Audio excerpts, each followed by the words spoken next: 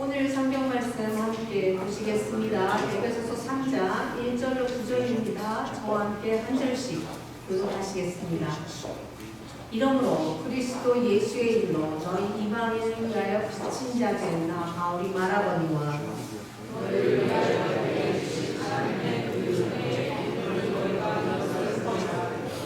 곧 계시로 내게 비밀을 알게 하신 것은 내가 먼저 간단히 기록함과 같으니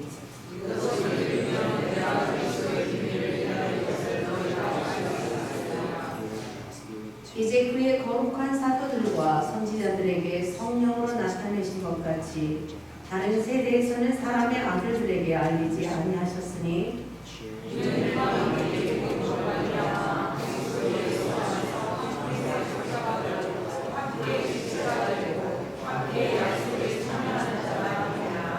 이 복음을 위하여 그의 능력이 역사하시는 대로 내게 주신 하나님의 은혜의 선물을 따라 내가 일꾼이 되었노라.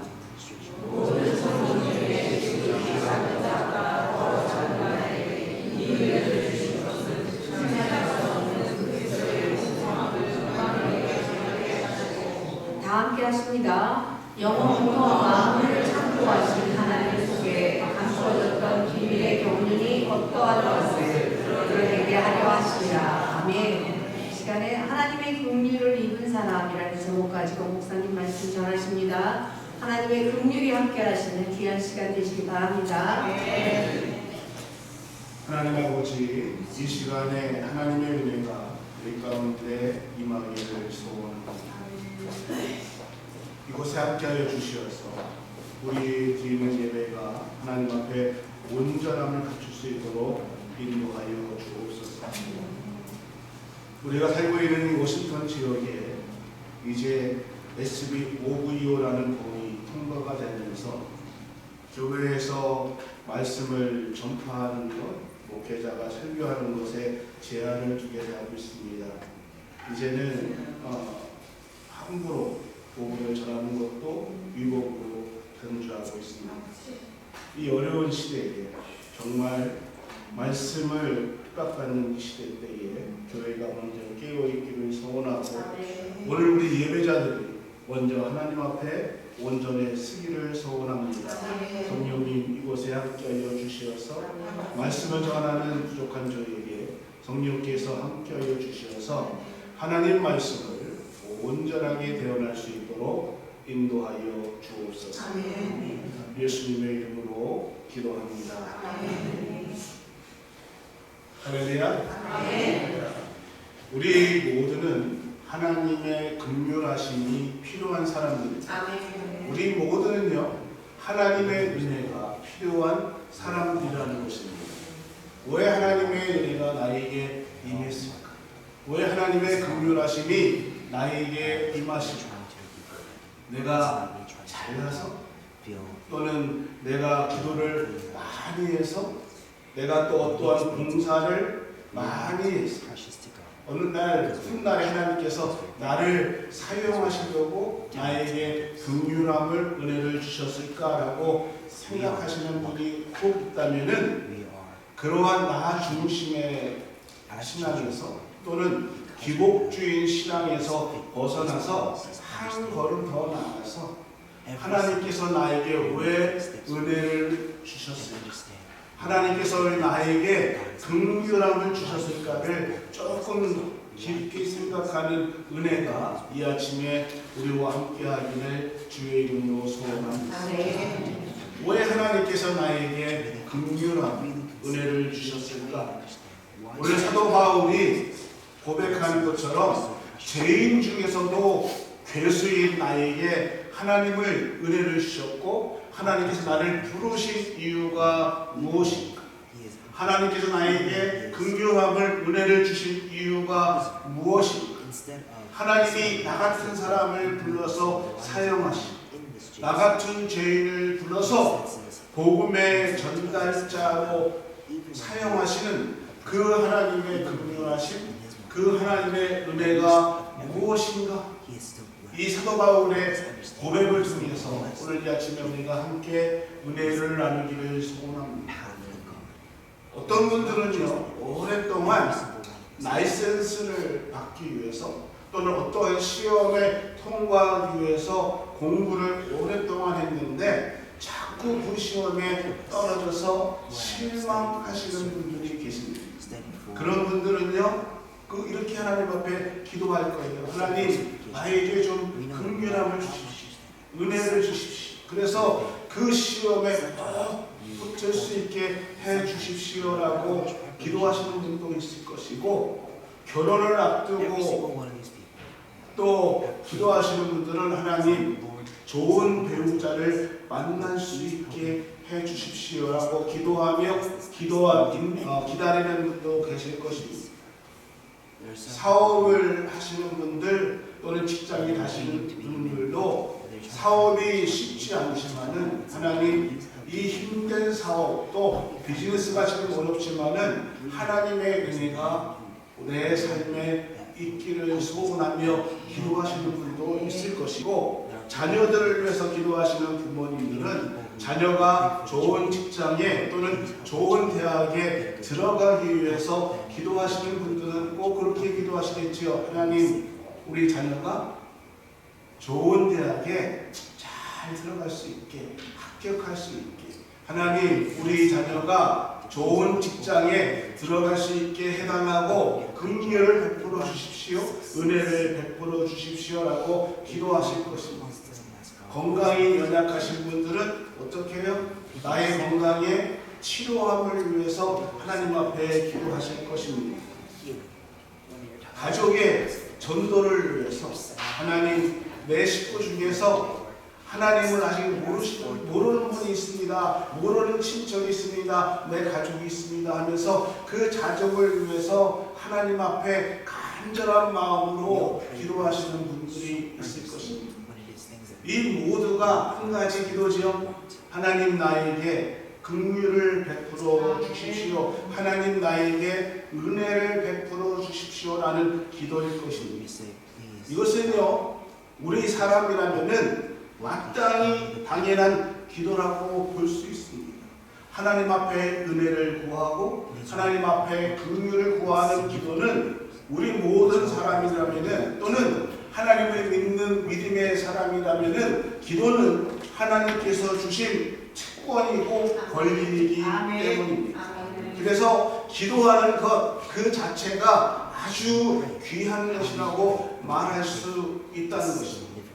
우리는요, 약한 존재이기 때문에 하나님 앞에 기도하며 나갈 수밖에 없습니다. 이것이 하나님 앞에 선 우리들의 모습이라는 것입니다. 지금 우리 가운데는 아주 급하고 또 절실한 기도 제목을 가지신 분도 계실 것입니다.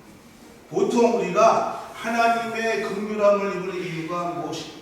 하나님께서 나에게 은혜를 주실 이유가 무엇일까를 생각하기 이전에 급한 기도가 있고, 또 내가 그 다급한 일이 있으면은 우리는 하나님 앞에 절실하게 기도하는 것이 무엇이냐? 하나님, 도와주세요. 하나님, 내가 정말 어떻게 할 수가 없습니다. 하나님 도와주십시오. 이렇게 그 상황을 놓고 기도할 수밖에 없다는 것입니다.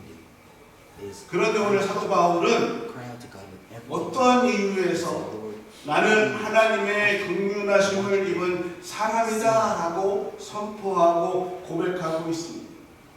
사도 바울은 무엇으로 하나님 앞에 긍휼함을 받은 사람이라고 얘기하고 있을까? 디모데전서 1장 14절의 말씀을 보면은 바울은 하나님의 은혜가 내게 넘치도록 풍성하다라고 고백하고 있습니다.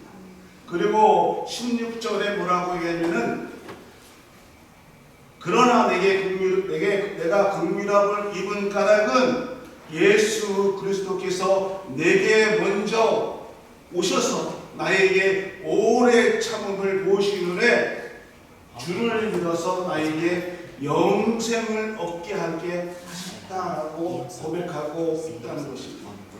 하나님께서 나에게 긍휼함, 하나님께서 나에게 은혜를 주셨다라고 사도 바울은 고백하고 선포하고 있습니다. 사도 바울이 어떻게 이런 고백을 할 수 있을까? 사도 바울의 인생을 돌아보면요, 바울은 원래 이름은 사울이라는 사람이었습니다. 그는 예수님을 믿은 사람이 아니었습니다. 유대교를 믿었던 사람이었습니다. 그래서 예수와 메시아라는 사람들을 잡아서 핍박했습니다. 예수님이 부활하셨다, 예수와 메시아라는 이 말을 사도 바울은 그 사람들을 이단으로 규정하고 그들을 핍박했던 사람이었습니다. 여러분이 잘 아시는 대로 스데반 집사가 복음을 전하다가 돌에 맞아 죽는 현장에도 사도 바울은 있었습니다. 그리고 돌에 맞아 죽는 그 모습을 보면서도 당연히 저 사람은 이단이기 때문에 돌에 맞았어, 하나님을 모욕하는 사람이기 때문에 돌에 맞아 죽는 것이 당연하다라고 생각했던 사람이 바로 바울이었습니다. 그는 유대인이었습니다.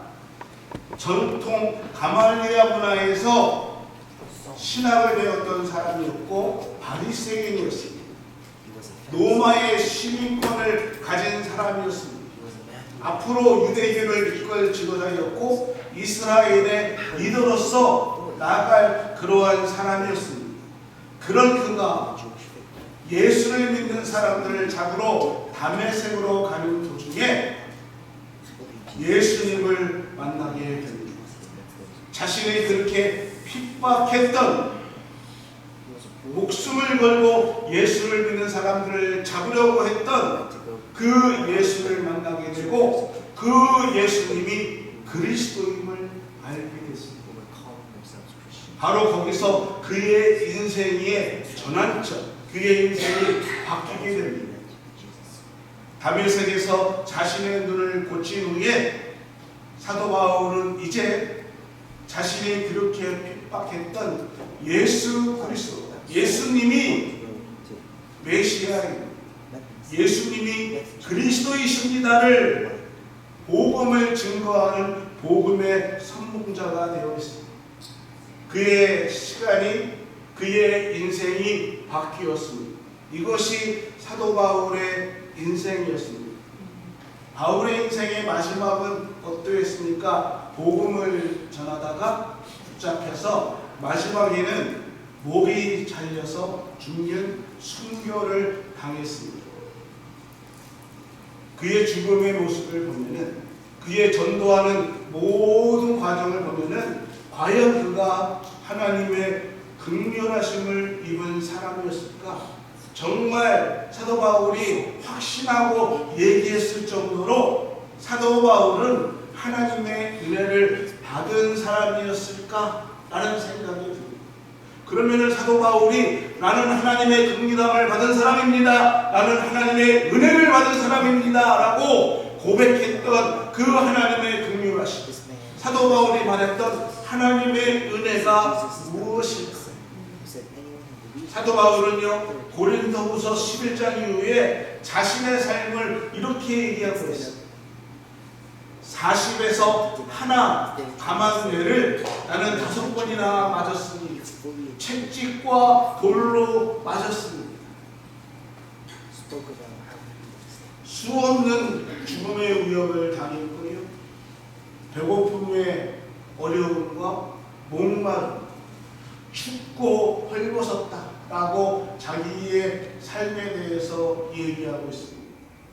이러한 삶을 살았던, 복음을 전하면서 이렇게 어려움을 당했던 사도 바울인데, 그럼에도 불구하고 바울은 나는 하나님의 긍휼함을 받은 사람입니다, 내 인생은 하나님의 은혜 가운데 살았습니다 라고 고백합니다. 무엇이 사도 바울을 이렇게 고백하는 사람으로 만들었습니까? 사도 바울이 말하는 나는 하나님의 은혜가 충만한 사람이다 라는 그의 인생의 그 긍휼한 하나님의 은혜는 무엇이었을까? 때로는 육체적으로 어려움을 당해도 마음이, 정신이 평안하면은 그 육체의 어려움을 이겨나갈 수 있고요, 행복하다라고 얘기할 수 있습니다. 그런데 사도 바울은 계속해서 고백하는 고린도후서 11장 28절 위의 말씀 보니까 교회들이 복음을 전했던 그 교회들이 흔들릴 때마다 사도 바울은 고민하고 염려했습니다. 교회들이 시험을 당하고 자기가 복음을 전했던 교회에서 누가 시험을 당하고 또 약해지고 넘어졌다고 하면은 고민하고 그도 시험에 들었고 애탄다라고 말하고 있습니다. 육체적으로 힘든 일도 당했지만은 정신적으로 괜찮다면은 그래도 견딜만 했을 텐데 사도 바울은요 정신적으로도 자기는 고통 중에 있고 어려움을 당하고 염려 가운데 있다라고 얘기하고 있습니다. 우리가 하나님을 믿으면서 염려하고 때로는 걱정하고 불안해하고 힘들어하는 것처럼 사도 바울도 신앙의 여정을 가면서 불안해하고 때로는 외로워하고 때로는 염려하고 고통스러웠고 두려웠다라고 고백하고 있다는 것입니다. 그렇다고 해서 하나님께서 영적인 감동을 늘 주셔서 성령께서 그를 늘 사로잡으면은 인간적인 부정적인 생각이 떠나겠지만은 사도 바울은 고백하기를 내 속사람은 하나님의 법을 즐거워하는 내 지체 속에 내 안 속에서 또 다른 법이 하나님의 법과 매일 싸우고 있고 그 육체의 욕심이 나를 지배하고 있다라고 고백하면서 오라 나는 공부한 사람 누가 이 사망의 법에서 나를 건져내랴 라면서 고백하고 있다는 것입니다. 사도 바울은 하나님의 성령에 받은 사람이었음에도 불구하고 하나님의 은혜를 받았음에도 불구하고 끊임없이 자기의 욕망과 싸움했던 사람이었습니다. 끊임없이 마음에서 흘러나오는 세상적인 감정, 사탄의 유혹을 끊어내려고 늘 애쓰고 때로는 고통 중에 있었던 영적 전투를 계속해서 치열하게 했던 그러한 사람이었습니다. 정리하면요, 그는 육체적으로도 편한 삶을 살지 못했지만은 영적으로도 늘 끊임없는 영적 전쟁을 치러야 했던 사람이었습니다. 그런데 사도 바울은 나는 하나님의 긍휼함을 입은 사람입니다. 나는 하나님의 은혜를 입은 사람입니다라고 고백하고 있다는 것입니다. 무엇이 또는 사도 바울이 얘기하는 하나님의 긍휼하심, 하나님의 은혜가 무엇입니까? 사도 바울에게 또 얘기하는 것이 있어요. 고린도후서 17장 이후에 사도 바울은 육신적으로 아주 연약했습니다. 육체에 가시가 있었다라고 얘기합니다. 그래서 사도 바울이 자신의 육체의 연약함 때문에 하나님 앞에 3번을 기도합니다. 그런데도 불구하고 하나님께서는 그 바울의 육체의 어려움을 해결해 주시지 않았습니다. 들어주시지 않았습니다. 그리고 바울에게 이렇게 얘기합니다. 바울아, 내 은혜가 내게 족하다. 바울에게 임했던 하나님의 은혜가 얼마나 컸길래 사도 바울이 하나님 내 육신의 가시를 고쳐주십시오라고 3번이나 기도했는데 하나님 내가 육신적으로 어렵습니다라고 기도하고 있는데도 하나님은 너의 은혜가 족하다라고 말하고 있습니다. 성경적으로 바울의 글에 보면은 육체적으로도요 영적으로도 어려움을 당한 정말 힘든 일을 당했음에도 불구하고 사도 바울도 그렇고 하나님도 너의 은혜가 족하다라고 얘기하고 있습니다. 도대체 사도 바울이 받은 하나님의 긍휼함이 무엇일까? 하나님의 어떠한 은혜를 사도 바울이 경험했을까? 오늘 본문 말씀 1절서부터 3절 말씀을 보면은 이렇게 얘기해 주고 있습니다. 1절입니다. 쭉 해서 이러므로 그리스도 예수의 일로 너의 이방인을 위하여 가신 자 된 나 바울이 말하거니와 너희를 위하여 내게 주신 하나님의 그 은혜의 경륜을 너희가 들었을 터이라. 곧 계시로 내게 비밀을 알게 하신 것과 내게 먼저 간단한 기록함과 같으니 그것을 읽으면 내가 그리스도의 비밀을 깨달은 것을 너희가 알 수 있어요. 사도 바울은 그리스도의 비밀을 내가 깨달았다라고 얘기하고 있습니다. 그가 써내려간 성경을 차분히 읽어보면은 강력하게 그 한 가지를 얘기하고 있는 것인데, 내가 그리스도의 비밀을 알게 되었다, 그리스도의 비밀을 깨닫게 되었다라고 얘기하고 있습니다. 그럼 그가 깨달은 그리스도의 비밀이 무엇입니까? 예수님께서 메시아였다는 사실입니다. 그분이 십자가에 달려 돌아가셔서 다시 살아나셨다, 부활하셨다는 것을 알게 되었다는 것입니다. 그리고 하나님과 우리 사이에 막혔던 관계를 예수 그리스도의 십자가를 통해서 다시 회복시켜 주셨다는 것입니다. 예수 그리스도를 통해서 우리가 천국의 상속자가 되었다는 비밀을 깨닫게 되었다는 것입니다. 예수님의 부활을 통해서 사망 권세가 무너졌다는 것입니다. 그래서 우리에게 부활의 소망이 있게 되었다는 이 비밀을 내가 깨닫게 되었다는 것입니다.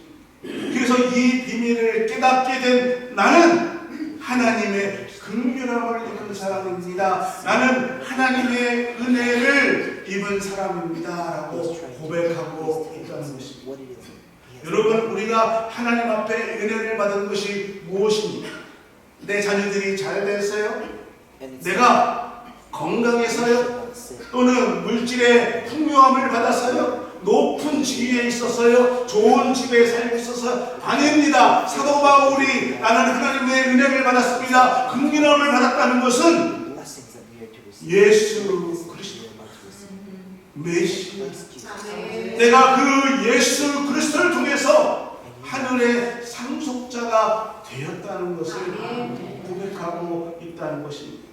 그래서 6절, 7절에 바울이 이렇게 얘기하고 있습니다. 6절입니다. 이는 이방인들이 복음으로 말미암아 그리스도 예수 안에서 함께 상속자가 되고 함께 지체가 되고 함께 약속에 참여한 자가 됩니다. 이 복음을 위하여 그의 능력이 역사하시는 대로 내게 주신 하나님의 은혜의 선물을 따라 내가 일꾼이 되었습니다.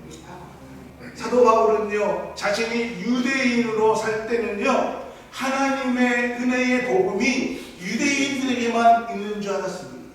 유대인들에게만 구원이 있는 줄 알았습니다. 근데 예수 그리스도를 만나고 복음을, 비밀을 깨닫게 되니까 그 복음은 유대인들에만 있는 것이 아니라 온 민족들에게, 이방인들에게도 함께 있다는 것을 깨달았다는 것입니다.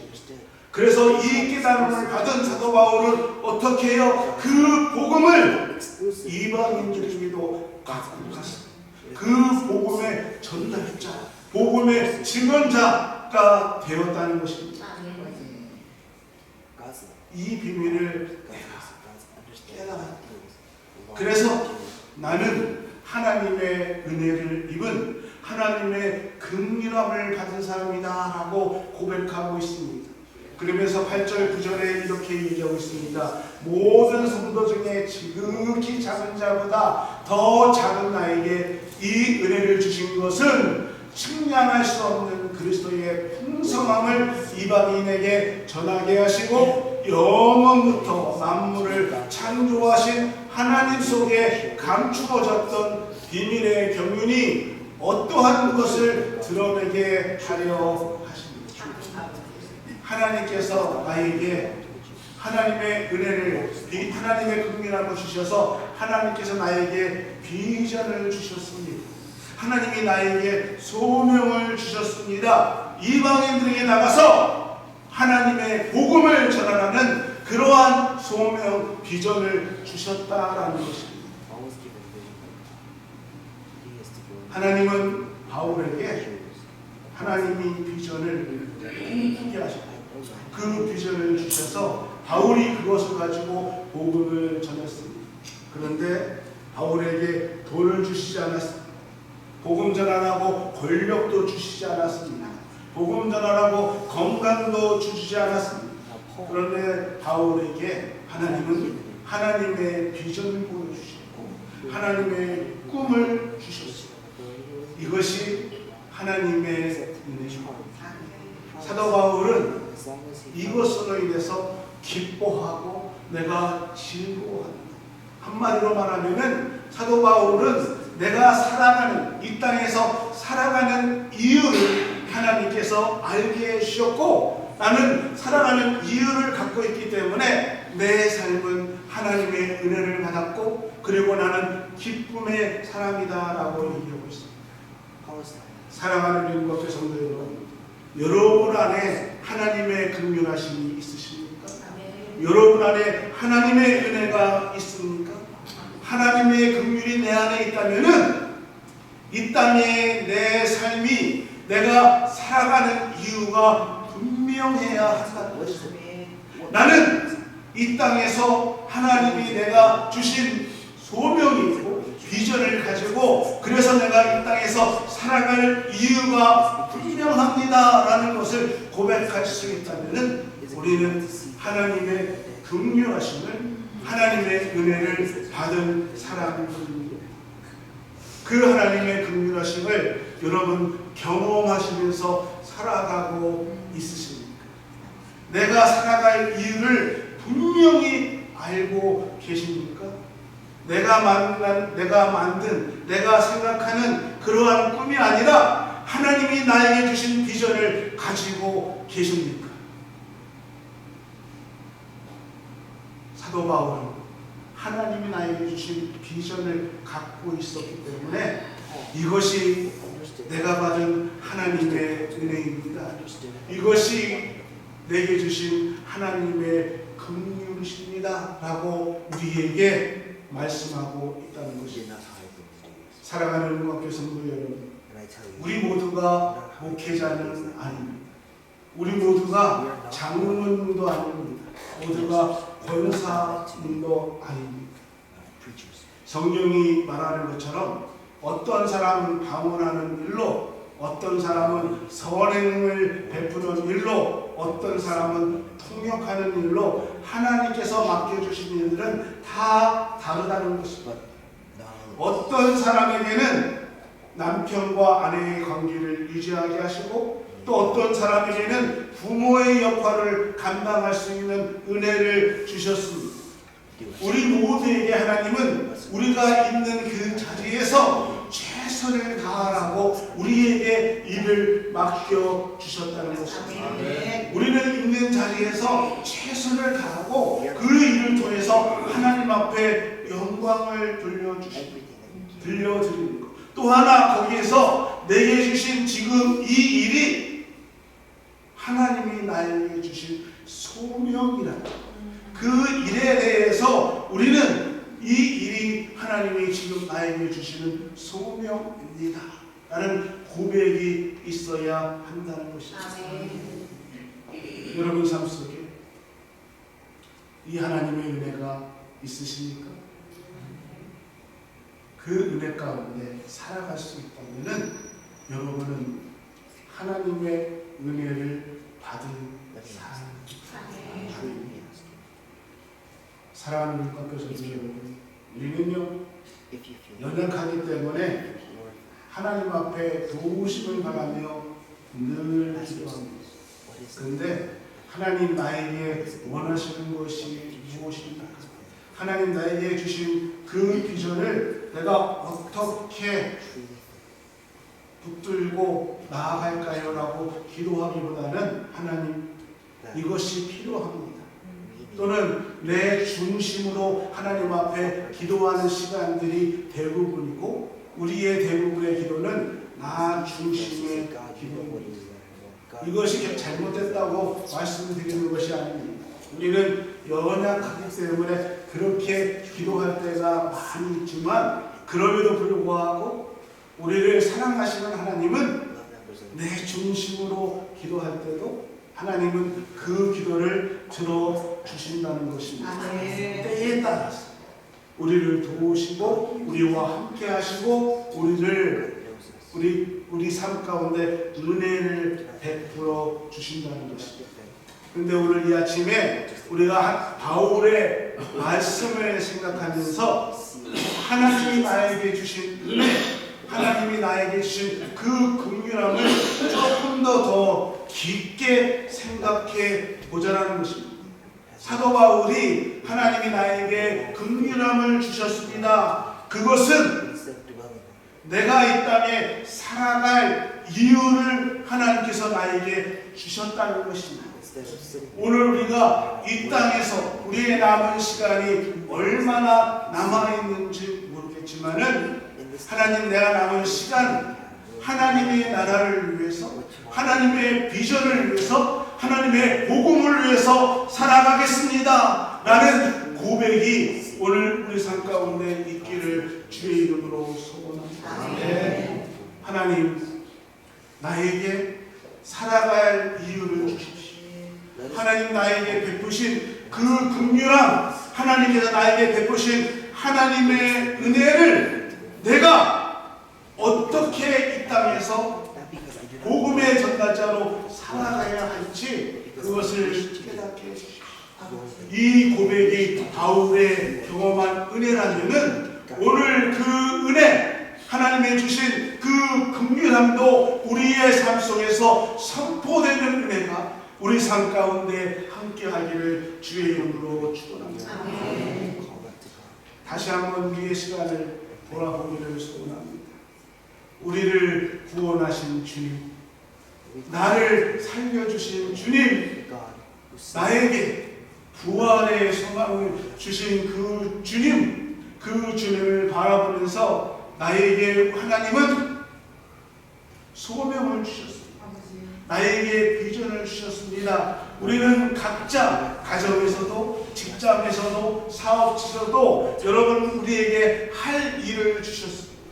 그 일은 하나님께서 나에게 맡기신 일이라는 것이죠. 그 일을 통해서 먹고 사는데 끝나는 것이 아니라 그 일을 통해서 하나님 앞에 영광을 돌리는 우리의 소명이 되기를 소원합니다. 하나님의 긍휼이 우리에게 넘치고 하나님의 은혜가 우리에게 풍성하게 있습니다.